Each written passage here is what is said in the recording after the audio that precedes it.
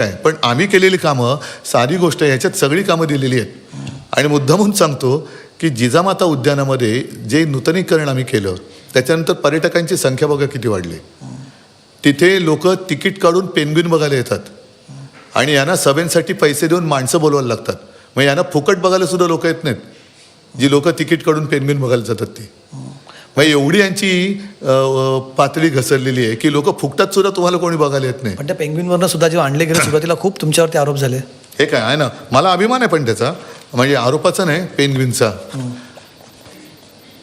हे केलं ना, कारण मुंबईकर आज आम्हाला त्याच्यामध्ये दुवा देत आहेत. नाही तर तुम्ही मला सांगा, मुंबईमध्ये फिरायला जायचं कुठे?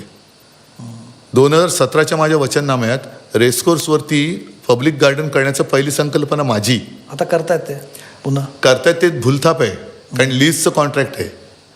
त्याच्यामध्ये सुद्धा मला असं कळलं की पब्लिक गार्डनच्या निमित्ताने पुन्हा तिकडे बिल्डरची धन होणार, तिकडे 7 स्टार हॉटेल वगैरे बांधतात ते. आणि मग काही एक छोटासा भाग हा पब्लिक गार्डन म्हणून ते करतायत. असं होणार नाही म्हणत आहे, पण असं त्यांचं चाललेलं आहे. जाऊ तिथे खाऊ, खाऊ भाऊ आहे ते, खावा भाऊ, खावा भाऊ असं. पण इकडे तुम्ही यांच्यात त्यांना खाऊ भाऊ म्हणतात, इकडे ते तुमच्या भाऊ भाऊंच्या युतीला ते भीती संगम म्हणतात. नाही, त्याला त्यांच्याकडे काय झालं ना, एक तर बौद्धिक पातळी नाही आहे. भीती संगम हा बरोबर आहे, कारण त्यांना आता ती भीती वाटते, त्याच्यामुळे त्यांच्या संगमात ती भीती पेरले, त्याच्यामुळे त्यांचा भीती संगम झालाय. बरं, तुम्ही शिवसेना संपवलेत म्हणता ना, हां, उद्धव ठाकरे संपले ना, मग काय एवढी तुमची कडी पातळ होते? आम्ही एकत्र आलो तर अजूनही तुम्हाला माणसं का फोडवावी लागत आहेत? अजूनही माणसं का चोरावी लागत आहेत? म्हणून मी कालच्या मुलाखतीत म्हटलं की भाजप हा वांझोटा पक्ष आहे. सॉरी हा शब्द वापरायला, पण त्यांना राजकारणामध्ये पोरच होत नाही आहेत. सगळे उचलत आहेत. एक कचरा उचलणारी गाडी फिरवायची तशी ही लोक उचलणारी गाडी फिरवत आहेत. सगळ्या पक्षातला कचरा उचलत आहेत. म्हणजे तुमच्या पण हा सिलसिला अजूनही सुरू आहे. म्हणजे तुमची युती होते, युतीनंतर सुद्धा तिकीट वाटप केलं तर माणसंच कुठे त्यांच्याकडे? माणसंच नाही आहेत त्यांच्याकडे.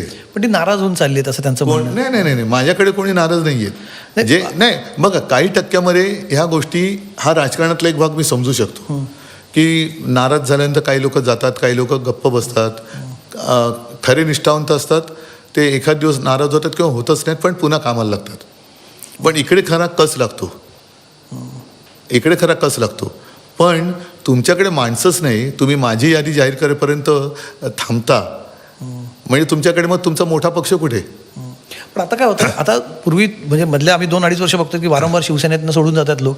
ते आता सोडून मनसेही सोडून जात आहेत आणि मनसे सोडतानाही तुमच्यावरती आरोप करतात की आम्ही उद्धव ठाकरेंनी कमी जागा दिल्या मनसेला म्हणून आम्ही सोडून चाललो. ठीक आहे, असं कोणी म्हणत नाही ना की इकडे आनंदाचा कंटाळा आला म्हणून मी घर सोडतोय. सगळं काही भोगलं, मंत्रिपद भोगली, सगळं भोगलं, आता कंटाळा आला, आता मी जातो. प्रचारात आता काय, प्रचारात आम्ही म्हणतो की तुम्ही मुंबईवरती फोकस करतात, तुम्ही मुंबईत सभा फक्त एकच सभा घेणार आहात. पण इतर महाराष्ट्रावरती तुम्ही, आम्हाला असं वाटलं की ठाकरे बंधू झंझावात करतील महाराष्ट्रात. सांगतो तुम्हाला, पहिलं इतर महाराष्ट्रामध्ये उद्या मी नाशिकला जातो, मी आणि राज आहे. त्याच्यानंतर मी संभाजीनगरला जातोय, मग मुंबई आहे, ठाणा आहे. पण आता यांचं लक्ष जे आहे ना, मुंबई हे देशाचं आर्थिक केंद्र आहे आणि मुंबई ही मराठी माणसांनी रक्त सांडून मिळवलेली मुंबई आहे. ही कोणत्याही परिस्थितीत या दरोडेखोरांच्या हातात जाता कामा नये, कारण ह्यांचा डोळा हा 1960 सालाच्या आधीपासून आहे. अगदी तेव्हा जर का काढलं तर वल्लभभाई पटेलांपासून तुम्ही जर का इतिहास काढला तर साधारणतः मुंबईवरती एक त्यांचा सगळ्यांचा डोळा होताच. हा सगळा इतिहास आहे. आणि माझे आजोबा हे संयुक्त महाराष्ट्राच्या चळवळीत पहिल्या 5 होते. त्याच्यामुळे ती जी घराणेशाही म्हणा पाहिजे तर घराण्याची परंपरा म्हणा, की पहिले मुंबई आपली म्हणजे 107 हा रेकॉर्ड झालेला आकडा आहे. पण तत्कालीन त्या ज्या एक पत्रकार होत्या त्यांनी लिहून ठेवलेले 250च्या वरती मृतदेह त्यांनी पाहिलेत. मग एवढ्या लोकांनी सांडलेलं रक्त हे विकत नाही घेऊ शकत. पण तुम्ही फक्त मुंबईवरतीच फोकस करताय सगळे आहे. असं एक चित्र जातं की तुम्ही एक मराठीत आपण एक युद्धाच्या भाषेत एक शब्द वापरला जातो, बालेकिल्ला वाचवणे. बालेकिल्ला वाचवताय नाही, पण मी मुंबईवरती फोकस करतोय. बरं ठीक आहे, ही लोक कोणावर फोकस करतायत?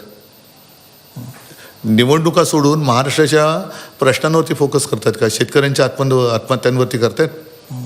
मध्ये जी काय आपत्ती कोसळली होती तेव्हा मीच गेलो होतो ना बांधावर. कर्जमुक्तीची मागणी माझी आजही आहे. कुठे कर्जमुक्ती करतायत?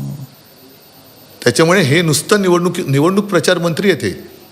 घरोदारी फिरतायत पण काम काय करतायत? पण मग असं तुम्ही इतर ठिकाणी तुम्ही जात फार तुमचं कमी लक्ष आहे. कारण आम्ही नगर परिषद निवडणुकांमध्ये बघितलं त्या स्थानिक पातळीवरच्या होत्या आणि स्थानिक बघा, पातळीवरती तुम्ही संभाजीनगरचा उल्लेख केला होता. नाशिक आणि संभाजीनगर या 2 महापालिका अशा आहेत तिथे एकेकाळी शिवसेनेचा तिथे फार मोठा किंवा पण मनसेचा आता जाणार एकेकाळी- ना. नाशिकला मी चाललोच आहे मी आणि जेवढ्या राज. प्रमाणात तुम्ही मुंबई कल्याण ठाण्याला डोंबिवली- पण जातोय. आता कल्याण डोंबिवलीमध्ये सुद्धा बिनविरोध त्यांनी किती करून घेतले. हां, पण त्यामुळेच तुम्ही तिकडे कदाचित तुम्ही तिकडे जात म्हणून नाही, असं तिकडे नाहीये. आम्ही रान मोकळं आहे असं वाटतंय. आम्ही लोकसभा लढलेलो आहोत. मतं चांगली मिळाली, विधानसभेला सुद्धा मिळाली. पण ज्या पद्धतीने आता दमदाट्या करून अधिकाराचा दुरुपयोग करून जो राहुल नार्वेकरनी केला, त्यांच्यावरती केस नाही, काही नाही. म्हणजे जरा आम्ही कुठे काय केलं तर निवडणूक आयुक्त हातोडं घेऊन बसलेत. पण इकडे राहुल नार्वेकर एक आमदार त्याच्या अधिकाराचा दुरुपयोग करतोय.